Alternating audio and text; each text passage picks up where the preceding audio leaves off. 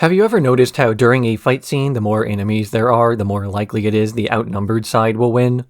This is known as the law of conservation of ninjutsu, the idea being that a specific level of competence is always distributed about evenly across any faction in a particular conflict. The lone hero can stand up against 3 bad guys no problem, but when the villain wants to fight him one-on-one, there's a much higher chance we're about to see the low point of Act 2. The reason for this phenomenon can be explained as basic logic. When you have a lot of characters, you have a lot to keep track of, whether you are the writer deciding what everyone ought to do, a reader trying to keep track of so many moving parts. If every one of the bad guys rushed the hero at once, then the animators would have to draw a lot, so they usually just come at him 1 or 2 at a time to keep the action easy to follow. An understandable story is usually preferable over a realistic one. On the other hand, when there are fewer people on screen or in the scene, you can put a lot more focus on smaller movements and subtleties in the action.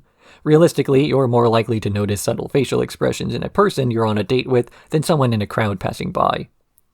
And then, of course, it makes for a much better story when all the actions have names attached to them. If the protagonist is wounded by a random arrow during a battle, it feels random. If a specific person attacks them during the melee, however, then there's a grudge to be held and a face to the assault, and faces are more important when they are not part of a crowd.